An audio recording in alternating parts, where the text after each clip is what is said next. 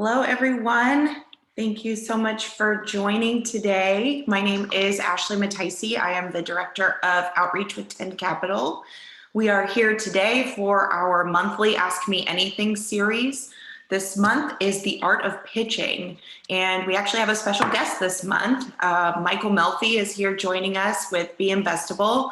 Michael, thanks for being here today. We're looking forward to your thoughts on the pitch.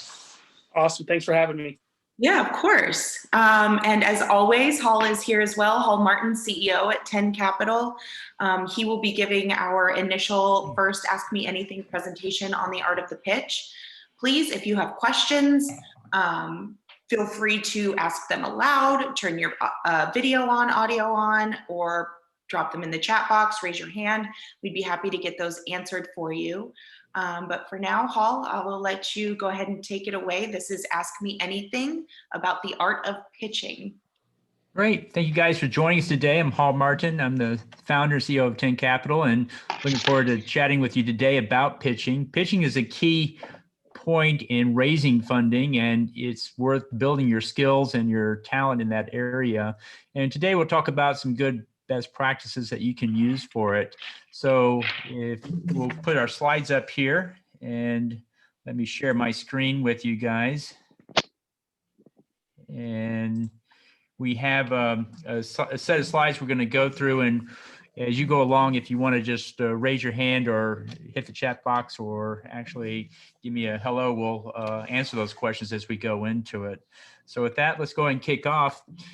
So in pitching, the first thing is most people do is they go run out and build the slides, but I always tell them the first thing you should do is go out and figure out who your investors are. Know who your audience is before you start building the pitch itself. And so you want to look at what kind of investor you're going to be going to. Is it venture capital? Is it angel? Is it high net worth? Is it a family office or whatever? And then start to figure out what is their investment thesis? What do they look for? I find you can take a pitch and spin it many different ways. It could be a technical sector. It could be a business model like recurring revenue. It could be an impact investment.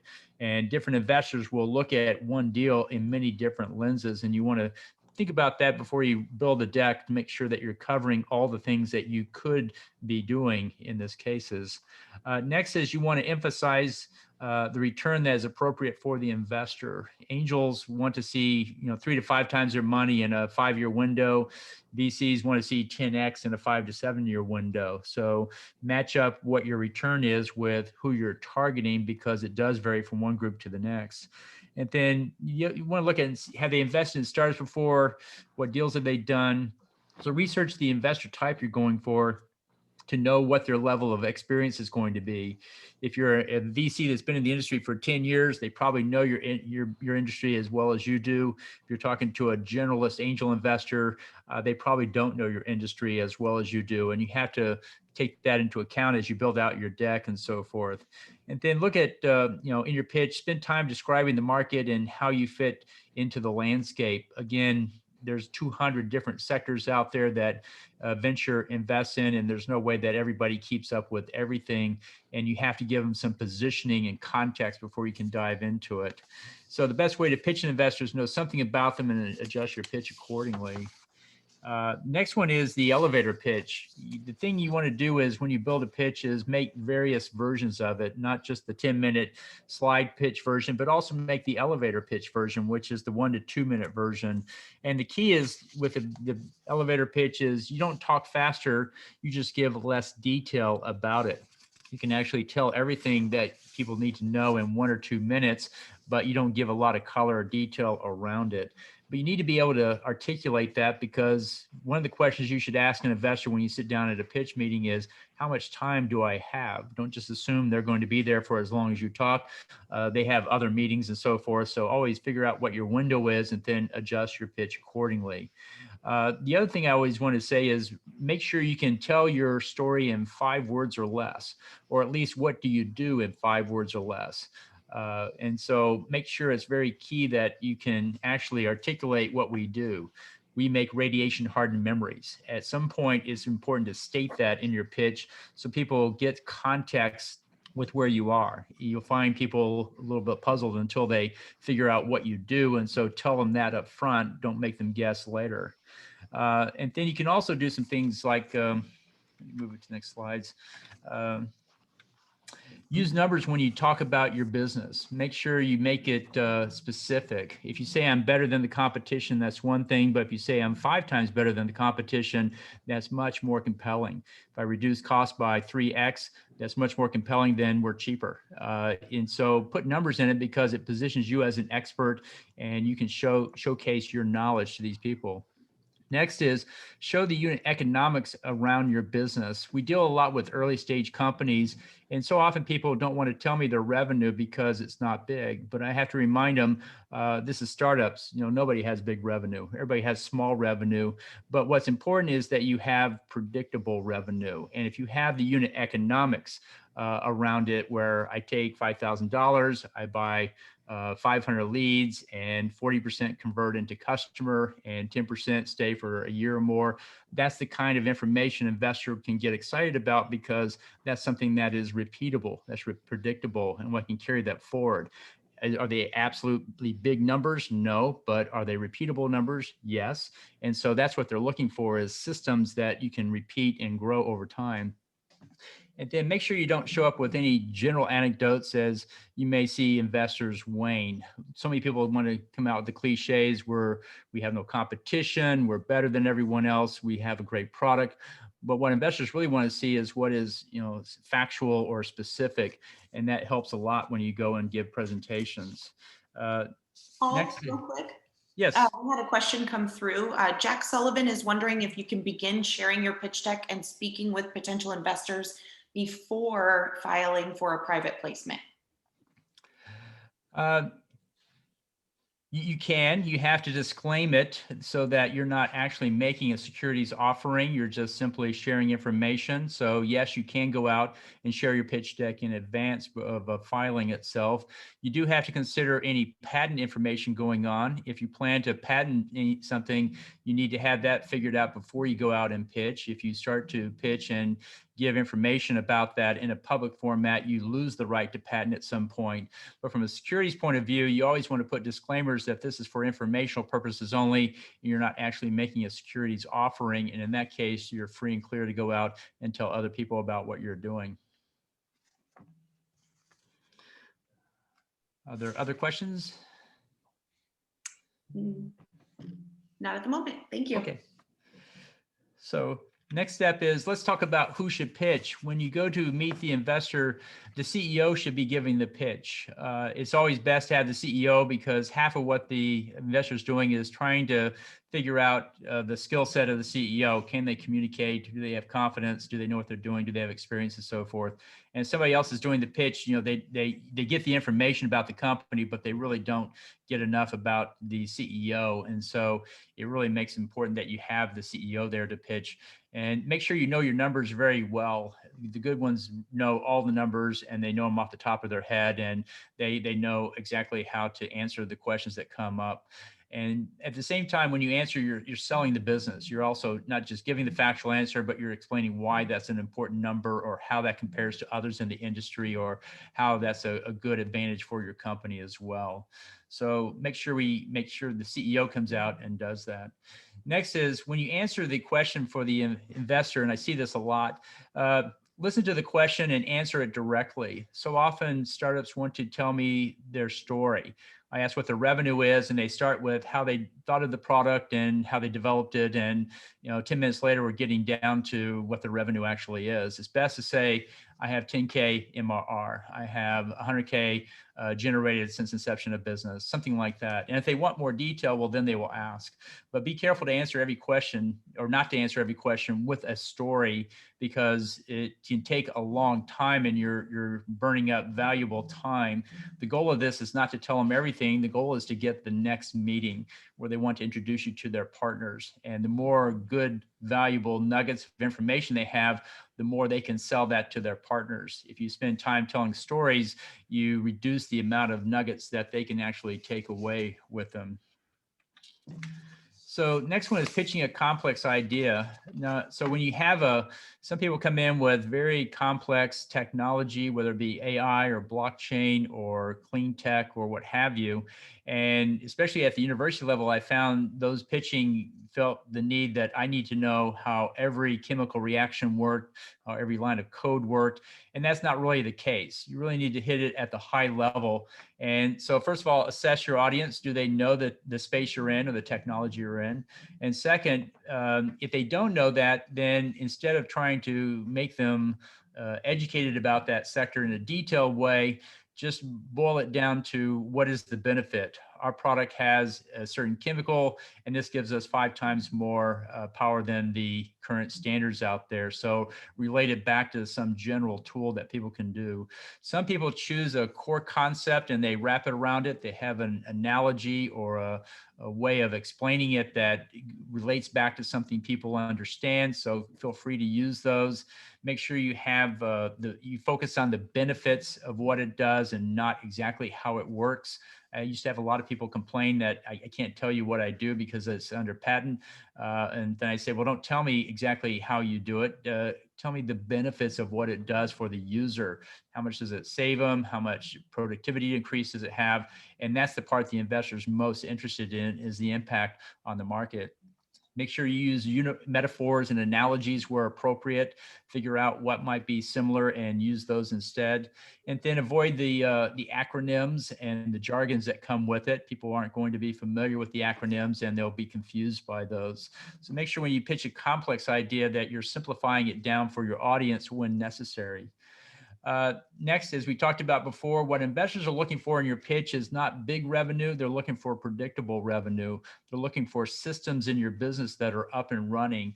So always give an indication of what systems you have built and how that is working. And then show that this is a repeatable, predictable process. The other thing you want to do is always bring up a customer. Never go to an investor pitch without having a customer input that goes with it. I was talking to IBM last week. They had this problem. They want us to solve it. And now we're going in, because if you can use or inculcate the customer into the pitch, it shows you have a market. It shows you have real world validation going on as you're building this out. So many people want to start a business, and after we build it, then we're going to go show it to the market. And that always gives investors pause, because, well, what if you build the wrong thing? If you're not talking to the market, not talking to customers, you probably may not be going down the right path. So one thing to consider for that is make sure you bring a customer discussion when you come in. So after the pitch comes the investor discussion. If you know your investor in advance, you might have some idea of what questions they will ask. Will they be financial? Will they be market? Will they be technology? Whenever you go to an investor and you do follow-ups, whenever you show up, always bring new information. Never just say, you know, I'm where I was last time. No, I've moved forward, even if it's only been a week. Talk about sales, team, product, and fundraise. Things are happening in your business, and you always put that out. Even if it's just 1 or 2, that shows momentum, that shows progress. And then keep that update going when you go to the investor for the next time. So let's stop there and take any questions people have.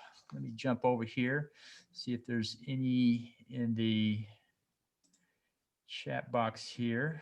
Let's see. Oh. I don't have a question. I just have a comment. Oh, go ahead. I never thought about bringing in a customer.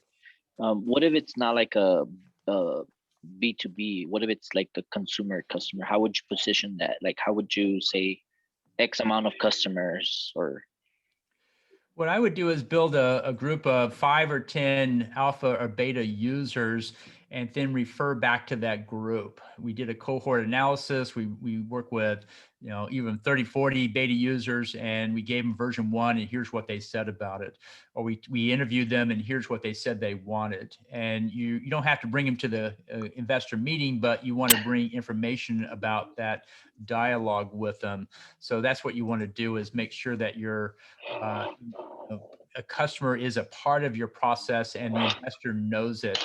I think many startups have customers involved, but they never bring that up, but realize that investors are very much caring about that to know, are you in tune with the market? Are you building something with the customer in mind? Even if it's B2C, and there's many variations of customers, you want to build a small cohort of beta users and always go back to them and get their feedback and see what they say, and then bring that to the investor to show you're on the right track, or you've learned that I need to tweak this way or that way. Investors are then going to give you credit for actually being in tune with the marketplace. Would you say it would be healthy to show surveys to them, or like a graph or data on such pitch presentation, or is it too much? Some surveys are meaningful and so forth. As an add-on, that's a good thing, but as a replacement for actually talking to real users, it's not quite the same. And so I would go out there. I do see surveys of customers' sentiments. This many people have this kind of problem and they're looking for this kind of solution. Surveys can be helpful at a high level from the market point of view, but when you get down to starting to build product and starting to develop UI and those type of things, you really need to have real customers giving you real feedback on that. Okay. Thank you. That's very helpful. Great. So the next one is, should I form my company with a basic common equity structure or Dictator structure and seek to get the investor to match up with mine? As far as raising funding, the way we structure it is, if you don't have a lead investor, it can be hard to unilaterally set the valuation for the company itself. We always say start with a local LLC, and then when the right investor comes along and the money is going to be invested, you switch over to a Delaware C. So eventually you'll move to a Delaware C, but you don't necessarily have to move to it up front, as it can be a little expensive for what you're doing there. So that's one thing to consider, and you move when the time is right. Realize most venture capital and other groups, all of their documents are built for Delaware C corporations, and they're not going to change it for you. They're not going to change it for anybody. So you'll have to fit into their model. But if you start with an LLC and you're doing raises for convertible notes or safe notes, that's probably okay to leave it as an LLC. When you get to the Series A is when you normally start to see people say, I really want a Delaware C. And you always say, yes, I'm open to that. Yes, we'll do that. And then when somebody's going to actually make the investment, well, then you move them into that as well. I got time for just one more question. Go ahead. I was going to ask a follow-up, but that's okay. Go to the next one. Thank you. Oh, okay. We'll answer them afterwards. After the half-hour mark, we'll stay around to answer any more questions as well, but I want to make sure we get on to our next one here also. So with that, let me move it over to Michael Melfi and Brandon Metzger and have them pick up and take on their next discussion, and then looking forward to catching up with you guys later for more questions. These are good ones, but appreciate that. Awesome. Well, thank you, Ashley, Hall, and the 10 Capital community. My name is Michael Melfi. I'm here with my partner, Brandon. I want to thank you guys for having us out. I know we're going to stay over. I will talk quick. It's just so you can get more information in a shorter period of time, but we'll stay back afterwards and answer any questions. How you said, say what you do in 5 minutes or 5 words or less. I help people make money. That's probably not how most attorneys introduce themselves, but that's what I really look at my services as. I'm a general counsel to many early stage companies and lower middle market clients. They really come to me for a couple of reasons. One, the transparency and how I build them. I'm a trusted advisor. If you look at my background, I've not just been in the lawyer seat, but in the other seats. And the third part is that I tend to have a pretty good knack for identifying legal issues as you get ready to go down that process. And you guys have asked some really good legal questions. I'm not going to dive so much into that today and kind of do a legal 101, although I can answer some questions at a high level about that at the end. We were going to talk a little bit more just about investing and investors, and to follow up a little more on what Hall talked about. It's easy for me to sit here and say, hey, you got to make sure you file, you got to make sure the structure looks like this, and that's all important. And over my years working with hundreds of entrepreneurs and interacting with tens of thousands of entrepreneurs over the years, I've talked to them, and what I found is that, yes, I can give them legal advice, but what I found is really missing is, what do they need to do to get the results they want in their life? Said in our language, what do they have to do to be investable? And so I have a series of slides that we'll kind of talk through that talk about the key components of a pitch deck, but I'm not going to spend much time. You can definitely obviously read what's on the screen, but what I want to talk about more is what it takes to be investable and what that means when you're actually making the presentation. So first and foremost, I want to ask a question. Why do you pitch? And if you get a chance, just put it in the chat. Why are you going to go pitch and raise money? There's two answers I'm really looking for. So if you can just put it in the chat real quick. So the first one is the obvious one. I want to raise money. That's the most important thing. The second thing is you're looking for advice. Notice I didn't say opinions. Everyone has an opinion. Not everyone has advice. Advice comes from experience. When I, as a lawyer, or when Hall tells you that you need to, when you're Series A, have a Delaware C Corp and probably use NBCA documents, that's based on advice. We're giving you that because we've had experience, and it's the quickest and shortest way. It's the way you can smart cut your way to the front of the line. And so when you are pitching, that's what you want to be looking for. Is someone just giving me an opinion, or are they giving me advice? But you want to be taking away their money, or you want to be taking away advice. Why do I share that? People who are investable are coachable. If you're not going to get someone to take that next meeting to eventually take you down the road to do the dance to get a check, at least hopefully they'll make an introduction for you, or they'll teach you something along the way. Someone who is investable knows how to build that relationship, how to nurture that relationship to make it happen. You hear me talk a lot about investability. This is really built on something we coined called the theory of investability, which is the idea that when you demonstrate a certain amount of attributes that create value for someone, they're going to give you the resources you want. So think of it like this. You're all here sitting here talking because you probably want to raise money. As much as you like the advice I talked about, you want money. So that's the resource you really want. So then my question to you is, what attributes do you have, as I look around this room, what attributes do you have that would allow you to be able to demonstrate value to me that I would want to write you a check, me if I were the investor? That's what you want to be asking yourself. Now, I know some people, the first thing I would say is your video on? Are you here talking to the person? Do you have your presentation done? Are you prepared for the moment? That's the first thing. You may not thought that I'm the investor, but what if I know an investor? And so you really want to make sure that you are demonstrating the attributes such that you can get the resources you're going to ask for. Because when I go through the pitch deck, you're going to see on every slide you're demonstrating some type of attribute that either the investor sees value in or they don't.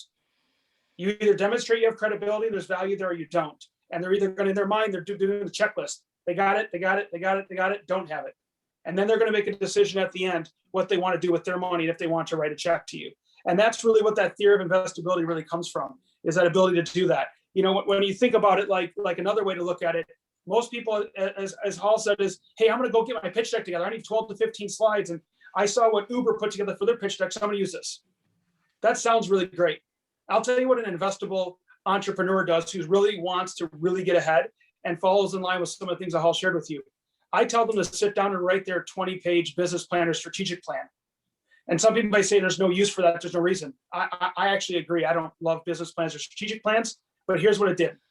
It took you those 20 pages to put together all of the thoughts. Hopefully you were able to go through and think about everything you had to do to make your business successful. In the academic world, when people do that, they get PhDs. You're building yourself a PhD in your business because those 20 pages will boil down to probably 12 or 15 slides. Those 12 or 15 slides will boil down to probably 12 to 15 slides in a pitch deck, which will then go to an executive summary. That executive summary becomes your elevator pitch. But if you think you're going to figure out a 30-second elevator pitch when you never took the time to really analyze who you are, what you do, and how you do it, you're going to have a really difficult time with that. And you'll probably be able to fake it till you make it. But the people who don't have to fake it took the time at the beginning to do the research and the due diligence. And then what the skill really becomes, so part of that is, why is that important? You got to stay focused. You got to stay persistent. You got to stay curious about that. But what ends up happening is, in the end, when you don't have an answer, you can say, you know what, I don't have the answer. You can confidently say, I don't have the answer, but I'll get it for you. That is so much more powerful than, like Hall said, where they hem and haw and they flatter around over a question and can never give the actual answer. That's a huge red flag for, at least I know, for the investors that I work with. And so those are just some of the things I want to talk about. As I pull up the presentation here, one thing just to think about is that when you're thinking about pitching, what I would say is this, is that you're talking about interpersonal, and influence. So your interpersonal is how you yourself feel about the fundraising process. So if anyone wants to be vulnerable, by a show of hands, who likes to go raise money? I would challenge those people who raise their hands up if they really want to do that every day. But okay, there's a few of you that raise your hands, so thank you. How many people, just think of the number you have in your mind. I'm not going to ask you how much you're raising, but there's some dollar amount. Let's just say it's $1 million. It could be $100,000. It could be $500,000. It could be $10 million. You're raising some dollar amount. Now, for most entrepreneurs, it's not everyone, and probably not this group. Most entrepreneurs, when I ask the next question, they haven't done what I'm about to say. Have you ever had that much money? Have you ever asked for that much money? Or have you ever managed that much money before? And some people will say, yes, they have.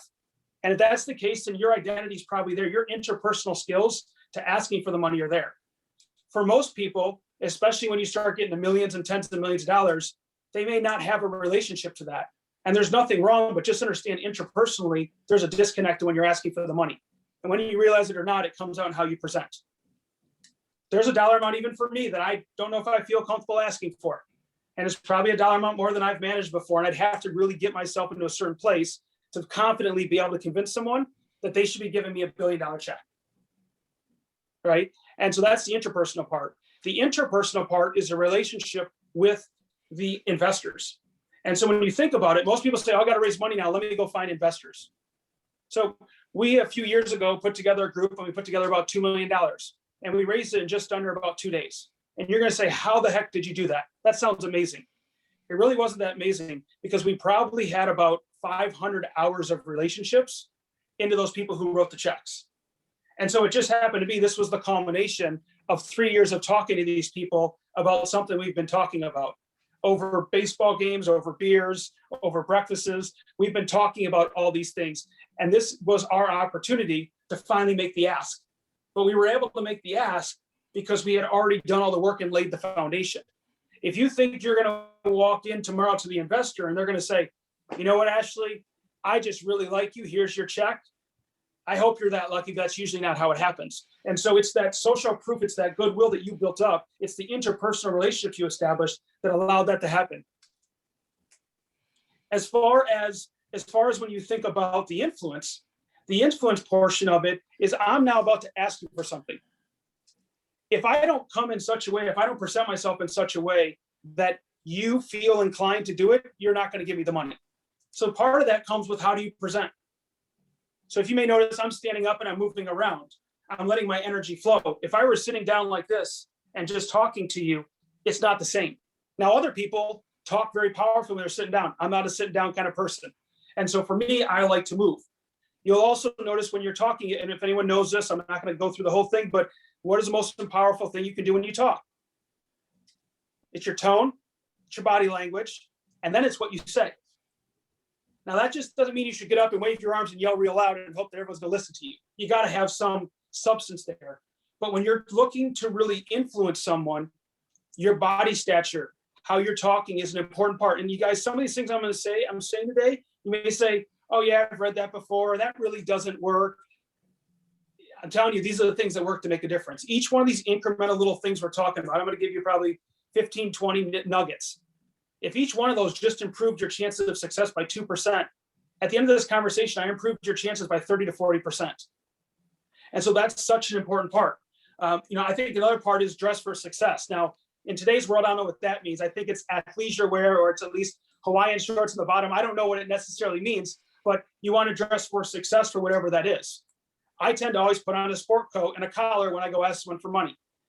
In a previous company, the industry room or in the media industry, I wore a V-neck shirt, jeans, and a collar, and I'd walk in, and I could go raise as much money and do whatever I wanted because I fit the part. It's what success looked like in that industry.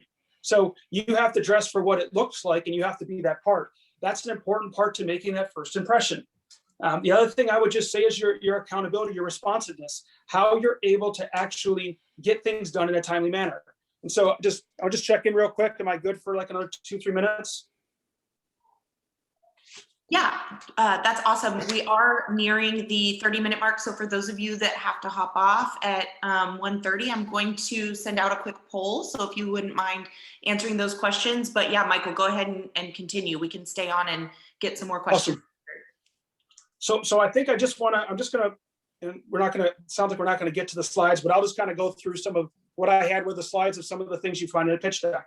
And so what I would say is when you think about like your problem slide, when you're identifying your problem, why is this important? Part of the reason it's important is because you want to align with the investor. If they don't see it as a problem, if they don't see it's important, how are you going to build that rapport? There's going to be a disconnect from the beginning. If there's not a pain that they feel is a pain, you might as well end the conversation. Ask them for someone who says, hey, is there anyone else who wants to solve this pain? Because if they don't want to solve the pain, why would you go any further? If I said, hey, Mark, do you want to go to dinner? And Mark's not hungry. There's no sense in us talking any further. Mark, you know someone wants to go on dinner because I'm hungry. And so it's important to make sure we're aligned in our pains or our problems, because when you go to talk about the solution, you're going to want to be able to explain to them, you either have an evolutionary or a revolutionary. I'm evolving what's already there, or I am evolving, or I'm evolving to a new level of what's already there. And so you want to be able to identify what your solution is. You know, and I think a lot of the pitch deck, when you look at the traction slide, when you look at the go-to-market slide, I think those really do a great job of talking about your accountability. Do you do what you say when you say you're going to do it? That's such an important thing to think about, that you need to take the time to take care of. And if you're not doing what you say when you say you're going to do it, that's a problem. And I think that's such an important part of entrepreneurship. I was just on a call this morning with some entrepreneurs that are getting ready to go out. They're going to raise $500,000. And I said, when are you going to raise? They said, 2 months from now. I said, great, that's a good start. I wish you would have called me 4 months ago, but we'll work with it. I said, how long do you think it's going to take? They said, I don't know, 3-4 months. I said, it's going to take 6 probably. I'm like, great. So over the next 9 months, what are you going to do to pick certain KPIs that you can demonstrate traction against? Because if you can tell someone today on day 1, our goal is to increase the number of users. And every month you can give me an update on the users you have. Today, I may not think you're very good, or I don't love it, or you haven't influenced me enough. But in month 6, if month over month, you've been doing something really well every time, I can't help but kind of say, hey, you know, that's really interesting what you've been doing. How did you get to those many members? Because you're building that traction and you're continuing to grow that over and over again. You're doing what it takes to be investable. You're doing those things to create accountability. And so, you know, the other thing that I would show is like your team. When you think about the team, it's just like, oh, I got these people together. I don't look at it like that.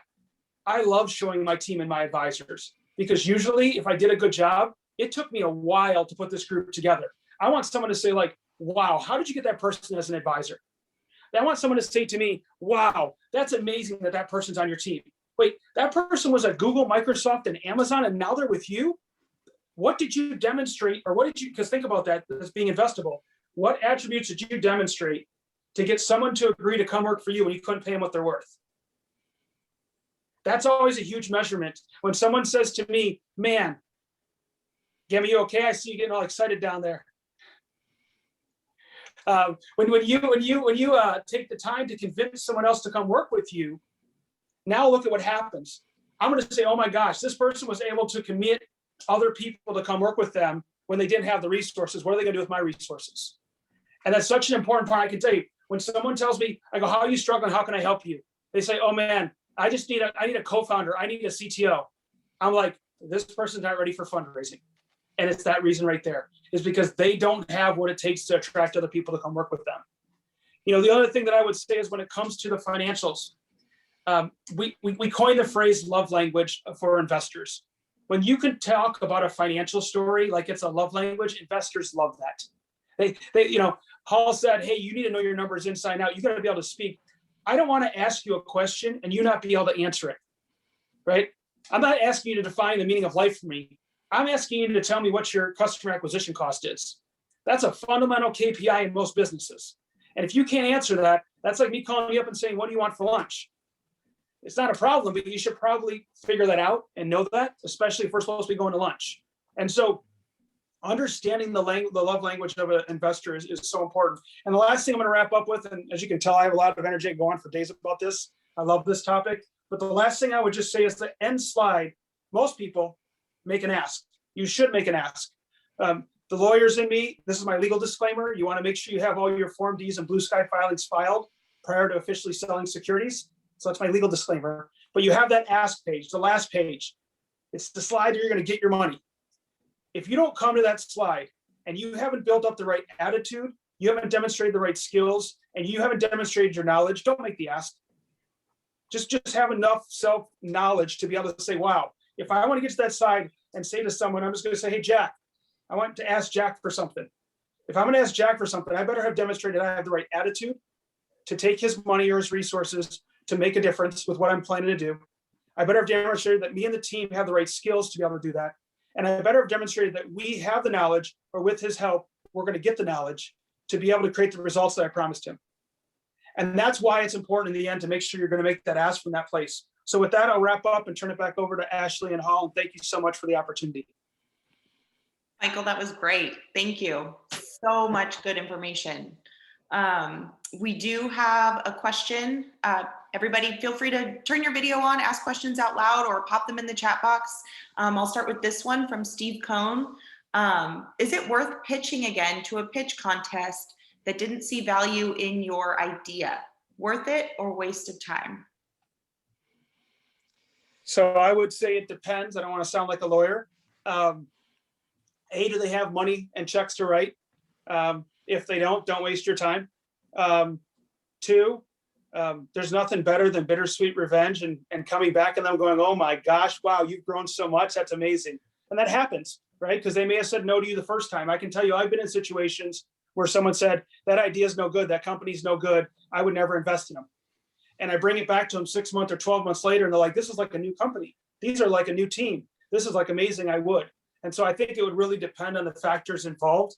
As a general rule of thumb, if they said to you, hey, we don't invest in these type of businesses, I probably wouldn't waste my time again. But if it was something other than that, like you were just too early, you weren't investable enough to them, I don't think it ever hurts.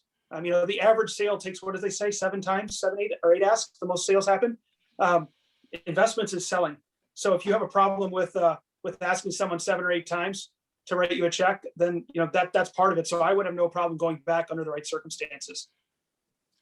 And my take on that is when you pitch and you get a no, there's 3 things you can do. You can change the product, you can change the price, or you can change the promotion. So to go back, you would need to change something. If you can figure out what they didn't like, you can work on that. But the product is the business. Make sure you maybe get more traction in the business before you go back. The price is the valuation. Maybe your $100 million valuation was a little bit too much for them and we should be coming down.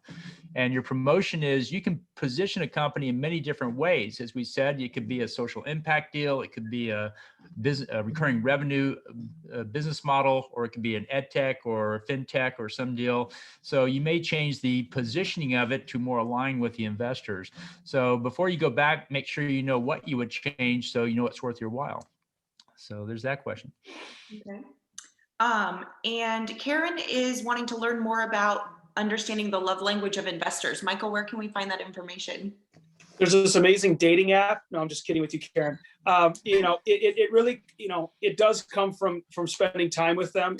We've kind of coined that through our course, Be Investable, and we teach that to our members as part of that. And we also kind of talk a lot about our investable mastermind. There's not a book. I guess you probably just inspired me to definitely at least write a blog post on that. So I'm making a note about that. So you just inspired me. Thank you for that. But yeah, we just it's part of what we do. And when we talk about the love language, mind you, it's learning to talk the numbers. And so what we do a lot is without giving all the secret sauce away, we teach people how to tell a financial story.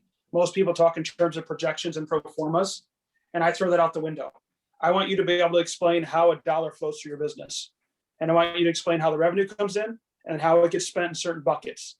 And when you can understand the most basic level that's all an investor wants to know, is that how the money is going to be used and how it's going to be spent and how you're going to make the money. Well, that's really valuable because I'm not a great numbers person. So even just knowing what the basics of that language is. So Karen, I challenge you on that. So are you good at English? I'm not bad. Are you good at English or writing?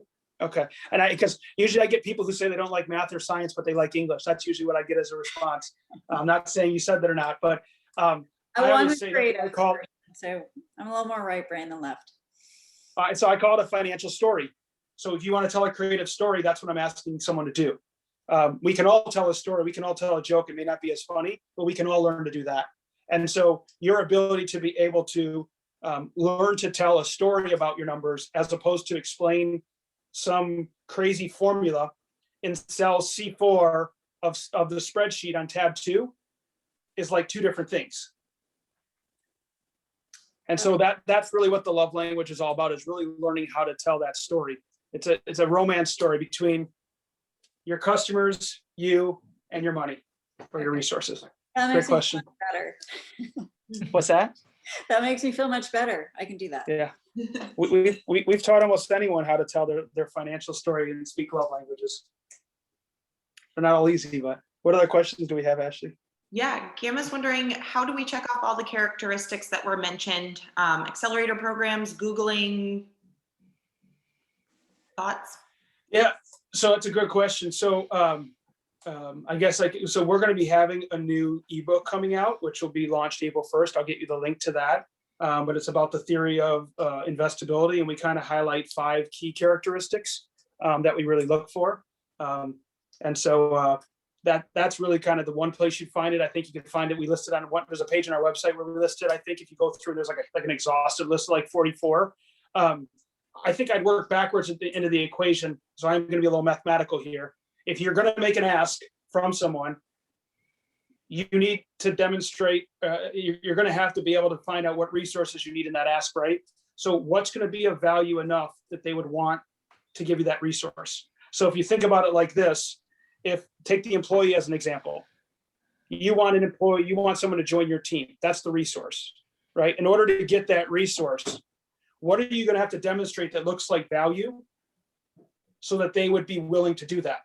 In that answer is the attributes you have to demonstrate. So it may be organized. It may be a leader. It could be fun.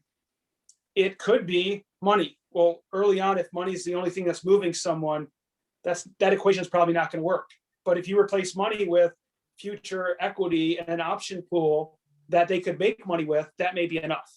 And so when you think about the attributes, I would turn that around and say, in each situation you have, because you're going to have, as an entrepreneur, a lot of them. You're going to say, okay, what does a banker want me to do? What does an employee want me to do? What does an investor want me to do? They're all looking for something in exchange for what I'm looking for from them. So it's a mutual exchange. So many people don't look for a mutual exchange. Hey, give me all your money and I'm going to give you 1% of my company. That's not a mutual exchange, right? So when you think about an investor wants to know that based on this valuation, they're getting a percentage that makes sense for the money they're putting in. And if you are able to do what you say you're going to do, their money's going to grow by this much because they have to show a return. And so when you're looking at those attributes, they tend to be more soft skills. I'll tell you that right now. Being coachable, right? That's a soft skill. Being an active listener, that's a soft skill. Those tend to be what it is that makes that difference, because those attributes make up those interpersonal influence. And so, Brandon, maybe we can share with them the one page on Get Investable that has all those. And then we could also share the link to the landing page that we're going to have in a few weeks for the ebook. Awesome. Can you post a link to look that up? Yeah. Put in the chat box there would be a great way. Yeah. Yeah. And let's see, it looks like we have one other question. How do you find out the background of investors, their interests, their peeves, that kind of thing? I usually sit outside their house. My answer to that is you for venture capital, their portfolio is usually on their website. Is you talk to people they funded before. Go talk to their portfolio companies, both recent and far back, and they'll give you a lot of information about what the experience was like, what they learned, what their care-abouts are, and so forth. And then, so basically, you have to talk to people that they've dealt with before and get that feedback. Michael, what's your take? Yeah, I mean, so if you have the resources, obviously getting to like a TechCrunch, a PitchBook, or CV Insights is obviously, those are the greatest resources. We all don't have access to those databases because those give you some pretty good insights. I would say, you reverse engineer it. You talk to their portfolio companies, you talk to people who know them. I'm surprised, I use the word Googling a lot. I'm surprised how many people just don't Google their answers. And I know that sounds simple, but some of the stuff we do isn't that complicated. And so exactly that point, if I'm looking for an investor, I'm going to go type in their website and I'm going to go look at their companies. I'm going to start Googling the companies they've invested in. And you'll be shocked at how much you can find and how much you can reverse engineer or socially engineer your answer. I always kind of use it as a litmus test to see if someone was willing to do the cursory work to get to the meeting. But I think you're spot on, Hall, is that there's a lot of answers already out there by people who have already been down the path. Well, the road you're about to go on is not an original road. It probably feels bumpy and like the first time you were going to do it through it, but there are a lot of people who have been down it. And the one thing you'll find is they all want to help for the most part. They all are, especially the successful ones. They want to help even more. So you'll find a lot. If you're not afraid to ask, they'll get the help. Awesome. I know we've gone about 15 minutes over. This has been incredibly informational and awesome. I will be sharing the recording along with Michael's and Hall's Calendly links and email addresses. So if anybody has any further questions, we can get that going for you. But Michael, our special guest with Be Investable, thank you so much for joining us today. It was great seeing you. Hall, thank you so much for your presentation as well. And everybody joining us today, thank you. We really appreciate you being here, and we'll see you Awesome. next time. Thanks so guys. much. Have a good Thank one. you.